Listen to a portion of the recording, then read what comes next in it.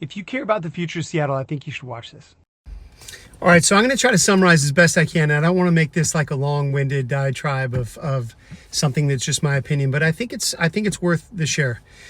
I'm going to tell you exactly why Seattle's heading in the wrong direction and how we can correct it. Okay, and when I say Seattle, this is kind of a statewide problem because we have statewide policy and leadership that is failing us as a state. Okay, 3 or 4 buckets, and then a little bit more to share towards the end. Okay, we have a new state income tax and a tech tax that's very problematic. We have a estate tax that's absurd and it's very misaligned in comparison to the rest of the country. We have a capital gains tax that is also absurd and not worth it in any way, shape, or form, and I'm going to explain why. And then we have a lot of other ancillary taxes that other states don't have that are making us less competitive, okay? And so to give you some context, we went from a top 10 state to do business back in 2017 to the 45th worst state in the union to do business, okay? And this is all happening on the shoulders of leadership. And we need to change this and change this quickly. And I'm going to explain exactly why. In 24 years of doing real estate, I've never seen more people want to leave the state than right now. They're putting their houses on the market. They're putting their money where their mouth is. They're fleeing. Okay. And I see it being a bigger problem than what's being reported in the news.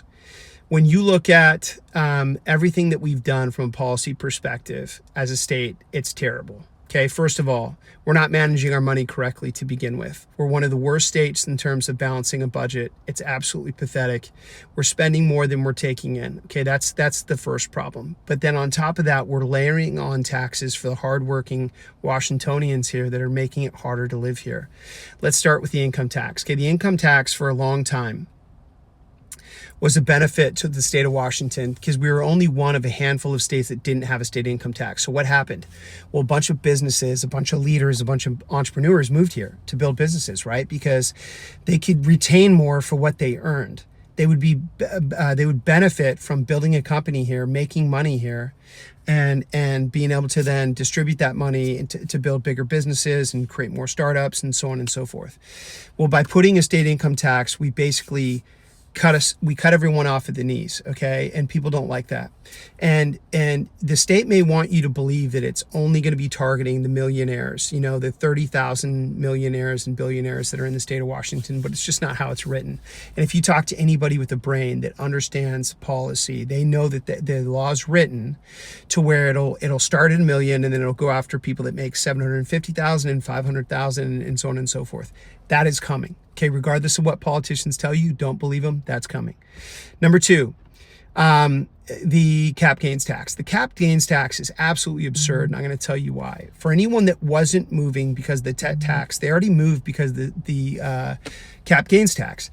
When you build a company and you're a founder and you build a startup and you sell that company, okay, if you sell that company for $50 million, you're paying the state of Washington $5 million, okay? If you sell that same company in Tennessee, Florida, Arizona, you're paying pennies on the dollar, if at all. In fact, most of those states don't have a cap gains tax. So why would you build a company and sell a company here? You wouldn't do it. You may come here, build a company, retain all of the people that the bright people, educated people that work here. They may help you build that company, but then you're going to move to a different state and you're going to sell it at a different state. Huge problem. We need to change that. Number 3, the estate tax. This one is absolutely absurd. All you have to do is talk to a financial planner, a wealth advisor in the state of Washington, and they're going to tell you that we have families leaving all the time now. And it's a massive problem. It's a brain drain on the state of Washington. I talked to a client the other day. He lived here, he grew up here, he raised his kids here. He was told by his advisors that if he dies here, his kids are going to get $6 million less than if he moves to Arizona. Well, what did he do? Moved to Arizona. So I don't care what politicians are telling you and how they're telling you, but I'm telling you from a business perspective, someone that's done real estate here for 24 years, people are leaving, and unless we change and we use this moat that we built to attract the biggest and brightest and most thoughtful entrepreneurs in the world, we're going to be in big trouble.